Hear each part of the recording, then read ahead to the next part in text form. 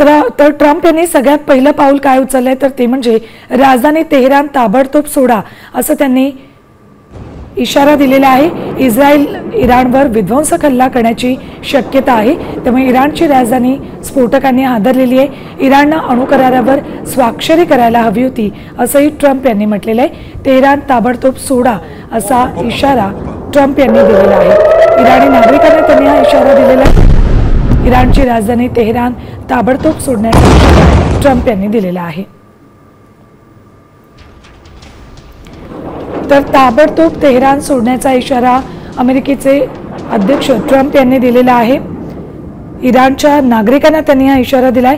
Israel इराणवर विध्वंसक हल्ला करण्याची शक्यता आहे, त्यामुळेच इराणच्या राजधानीला ताबडतोब सोडण्याचा इशारा ट्रम्प यांनी नागरिकांना दिलेला आहे। दुसरीकडे काल इस्रायलने केलेल्या हल्ल्यामध्ये अमेरिकेच्या दूतावासाचेही नुकसान झाले।